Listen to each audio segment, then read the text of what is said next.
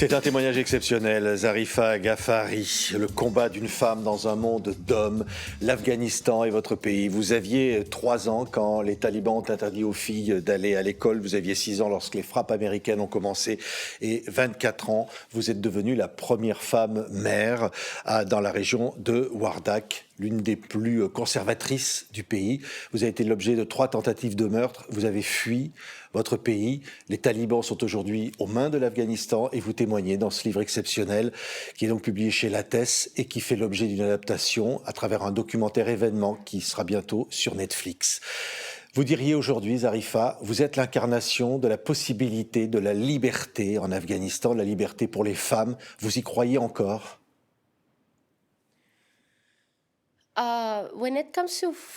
Alors, quand il s'agit de la liberté pour les femmes en Afghanistan, je dirais que moi, personnellement, j'ai pu assister à l'école, j'ai pu aller à l'université, j'ai pu décider de vivre comme je l'entendais.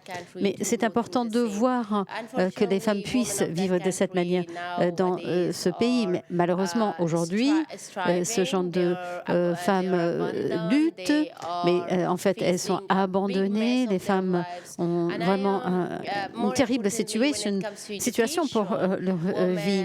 Alors, quand il s'agit de l'éducation, il y a des millions de filles qui sont abandonnées, qui ne peuvent plus aller à l'école, et notamment l'école secondaire et au lycée, au collège. Donc, je pense que le système est brisé. Moi, je me sens brisée et je ne suis pas vraiment fière de parler de cette situation, ce qui pourrait être de près ou de loin lié à la liberté.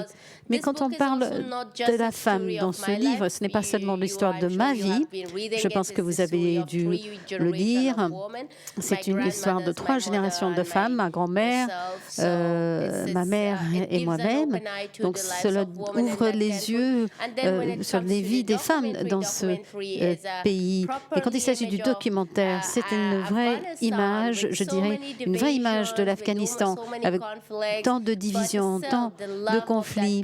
Mais en fait, l'amour quand même de ce pays, l'amour pour son pays. Et c'est ça qui est important, que nous les femmes, malgré le fait d'être des victimes de tous ces conflits, nous ne lâchons pas prise.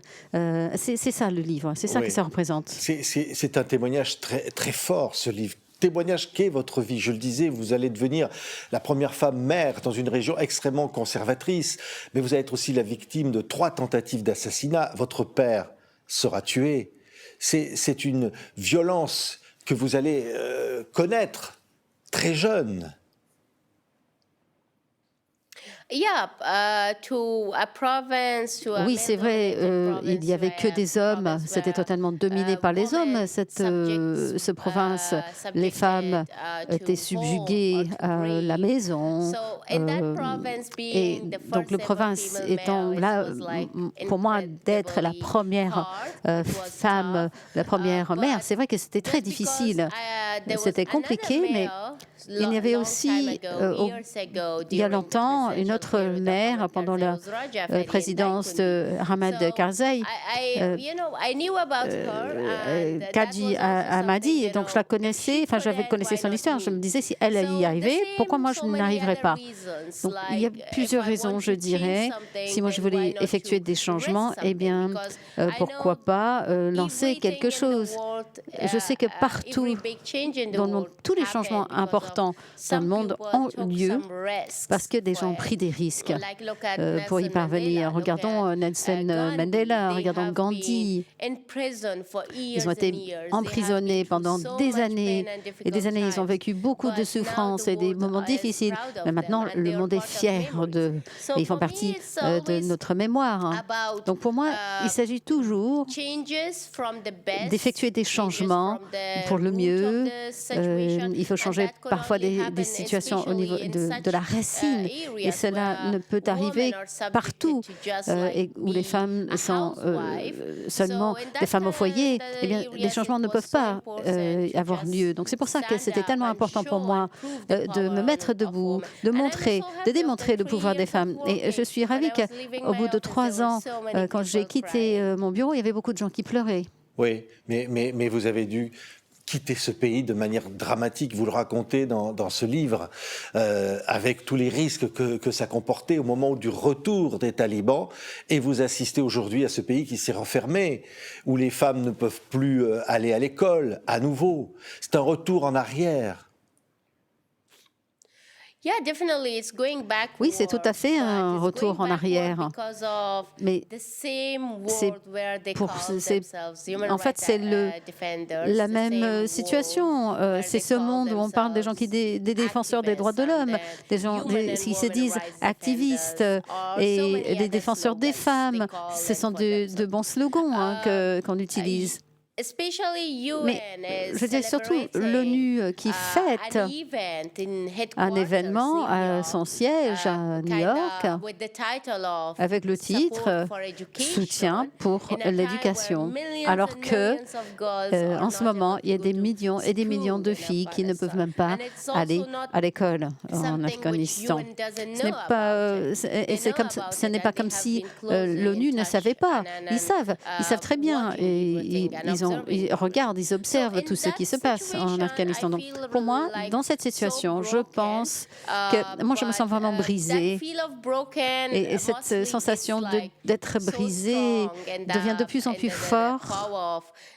Mais il ne faut jamais lâcher prise. Il ne faut pas se rendre. Il ne faut pas laisser tomber. Quand on voit qu'on a été trahi par le monde, eh bien, on commence à penser comment s'en sortir soi-même. Donc, c'est ça qu'on essaie de faire. On essaie de trouver comment ne pas lâcher prise. Surtout les femmes en Afghanistan. Nous avons été victimes de tous les conflits dans ce pays. Mais l'histoire montre que pendant toutes ces difficultés, les femmes, quelles que soient les difficultés, les femmes ne lâchent pas prise. C'est la beauté de ce pays. C'est la partie magnifique du développement de ce pays. Donc, c'est vrai. Ces manifestations, quand des femmes manifestent en plein milieu des talibans à Kaboul, eh bien, au moins, on s'attend quand même à du soutien, à beaucoup de soutien même du monde entier, de soutien pour les femmes. Mais en fait, ce n'est pas venu, ce n'est jamais venu et personne n'en parle. C'est pour ça que tout ce que nous faisons aujourd'hui, c'est nous-mêmes. Nous sommes seuls, nous nous battons, nous seuls. Mais peu importe qu'on soit totalement seuls, nous n'allons jamais lâcher prise. Oui, le titre du film sur Netflix, du documentaire, c'est « Entre ses mains ».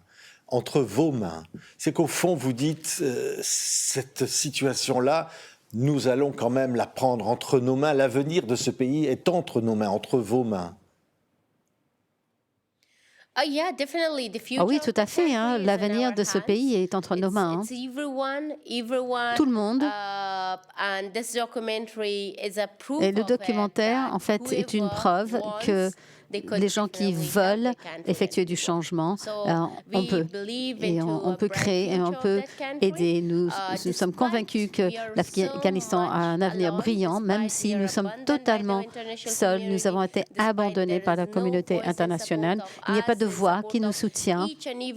Et en fait, chaque fille qui pleure pour aller à l'école, toutes ces filles, et en voyant, en fait, le monde est quand même génial, mais en fait, le monde passe au-dessus de ces informations qui émanent d'Afghanistan. Nous n'allons pas lâcher prise. Nous allons continuer à nous battre. Nous savons que l'avenir dépend de nous et on continue le combat. Oui, un mot sur ce qui se passe en Iran.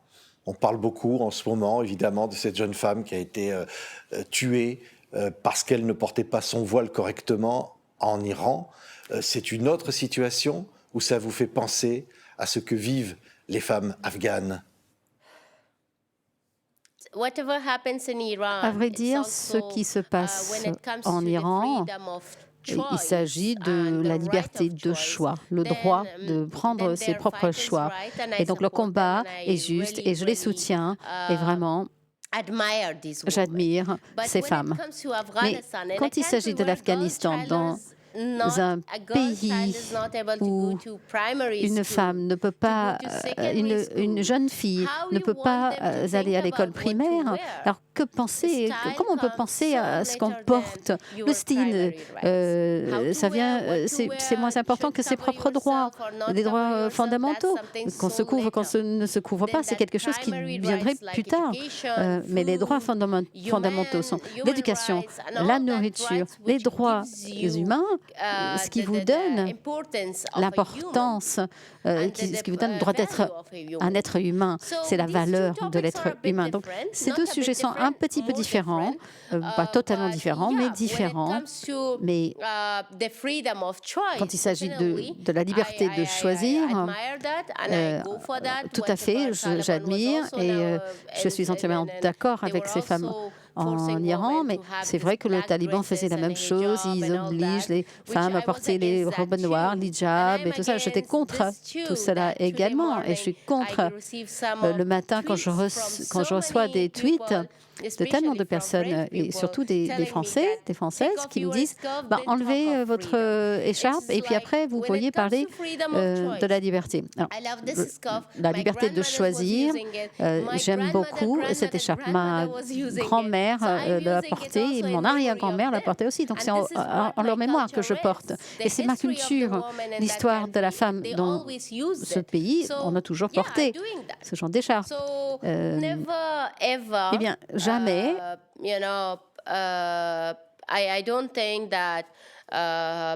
En fait, je ne pense pas que si on a la liberté de choisir, personne ne doit vous dicter ce qu'il faut porter, ne pas porter.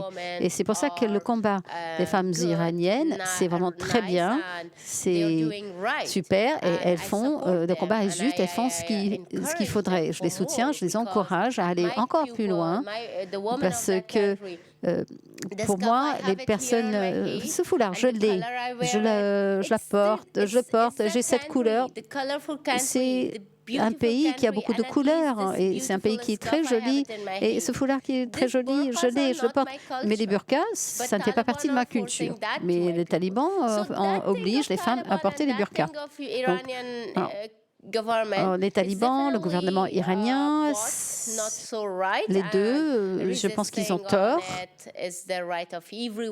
Mais en fait, le droit de tous est d'avoir la liberté de choisir. Oui, vous aviez tenté de rentrer dans votre pays que vous aimez tant, en Afghanistan. Ce n'était pas possible, évidemment, pour votre sécurité. Vous espérez un jour pouvoir revenir à Kaboul, chez vous. Et qu'est-ce qui vous permettra un jour de dire « je peux enfin rentrer » ? En fait, je ne suis jamais partie, je n'ai jamais quitté mon pays pour me poser la question, est-ce que j'y retourne ou pas? Je suis partie pour certaines raisons, pour certains objectifs, et c'est en fait faire en sorte que le monde, l'Europe, l'Angleterre, les Américains, tous les décisionnaires et les alliés de l'Afghanistan, c'est pour que tout le monde comprenne les lois, les interdictions, les réalisations aussi du peuple afghan. J'essaie de jouer mon rôle. Et puis quand j'aurai fini avec mon planning, eh bien, pourquoi pas aller juste me faire une petite sieste. Ce serait bien en Afghanistan. Une sieste en Afghanistan, c'est-à-dire...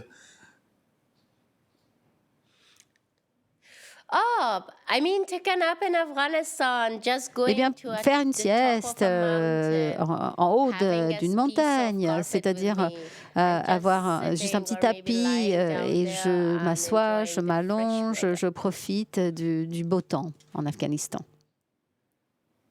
Merci pour ce témoignage. Zarifa Ghaffari avec Anna Lucenda Smith. Avant donc le film événement sur Netflix et ce livre chez Lattès, Le combat d'une femme dans un monde d'hommes. Merci beaucoup pour être venu témoigner ici. Merci beaucoup de m'avoir invité.